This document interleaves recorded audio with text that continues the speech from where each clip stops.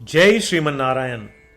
जो टिप्पणी मैं देने जा रहा हूं वह रामानुज दास श्रीमन गट्टू वेणुगोपाल स्वामी द्वारा दी गई है। अध्याय 13 क्षेत्र क्षेत्रज्ञ विभाग योग श्लोक 27। समं सर्वेषु भूतेषु तिष्ठन्तं परमेश्वरं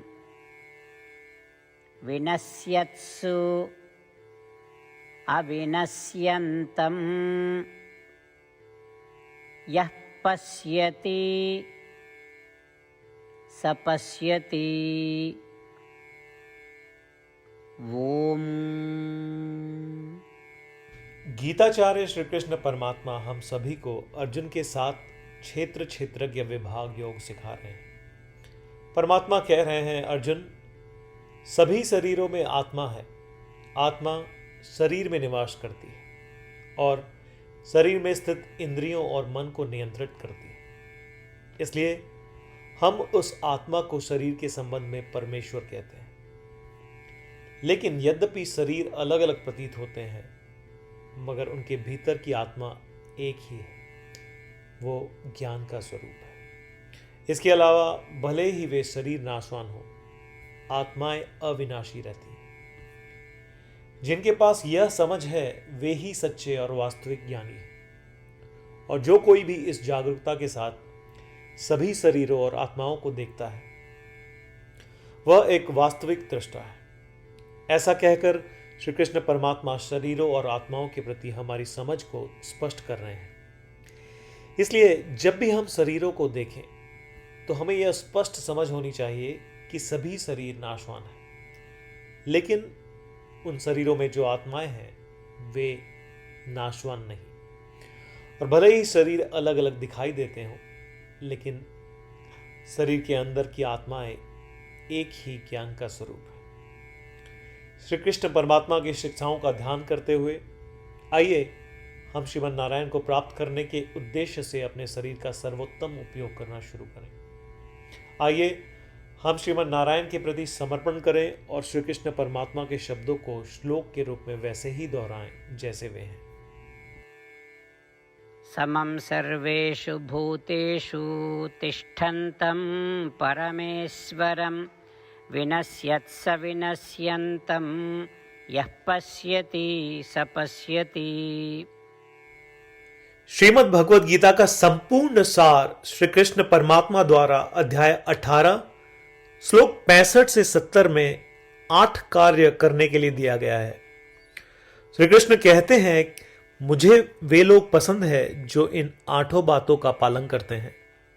मैं उन भक्तों की हर प्रकार से रक्षा करूंगा।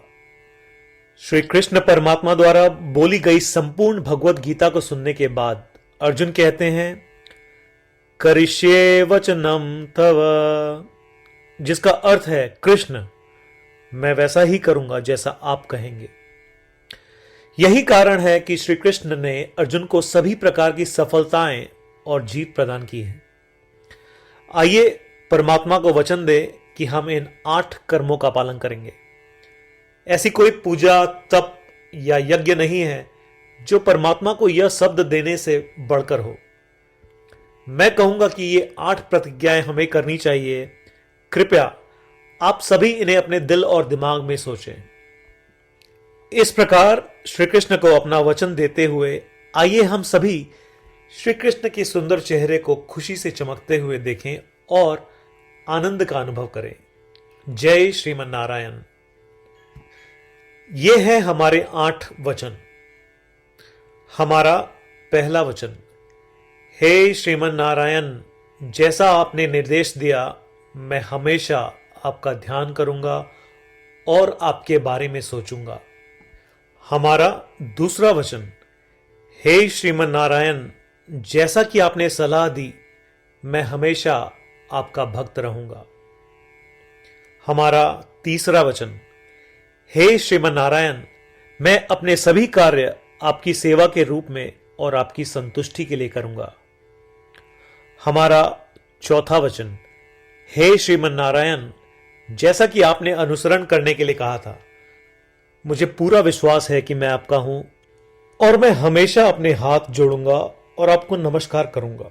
हमारा 5वां वचन, हे श्रीमन नारायण, मुझे आपके शब्द मामेकम शरणम व्रज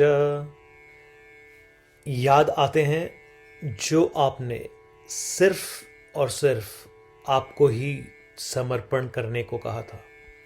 श्रीमन नारायण, मैं केवल आपके प्रति समर्पण करता हूं। हमारा 6वां वचन, हे श्रीमन नारायण, मुझे आपके शब्द मां शुचः याद आते हैं कि आप हमें शोक न करने का आश्वासन दे रहे हैं। मैं अब शोक नहीं करूंगा। हमारा 7वां वचन, हे श्रीमन नारायण, आपने हमारे लिए श्रीमद् भगवद गीता देकर हम सभी पर कृपा की है और आशीर्वाद दिया है। मैं कम से कम एक श्लोक पढ़ने या सुनने का वादा करता हूं। हमारा 8वां वचन, हे श्रीमन नारायण, आपने सारी मानवता को गीता प्रदान की। मैं गीता में आपके दिव्य शब्दों को उन भक्तों तक फैलाने का प्रयास करूंगा जो गीता से अपरिचित हैं। हमने अभी अभी परमात्मा को 8 वचन दिए हैं। प्रतिदिन श्रीमन नारायण को यह वचन देना कि हम वैसा ही करेंगे जैसा वे कहेंगे, अपने आप में एक महान पूजा है। आइए हम उसे अपने अटल विश्वास के साथ अपना वचन दें। श्रीमन नारायण करिष्ये वचनम तव, जिसका अर्थ है, श्रीमन नारायण, मैं आपके निर्देशों के अनुसार कार्य करूंगा। सर्वम श्री कृष्णार्पणमस्तु। जय श्रीमन नारायण। समं सर्वेषु भूतेषु तिष्ठन्तं परमेश्वरं विनश्यत्सु अविनश्यन्तं यः पश्यति स पश्यति। ॐ समं सर्वेषु भूतेषु तिष्ठन्तं परमेश्वरं विनश्यत्स विनश्यन्तं यः पश्यति स पश्यति।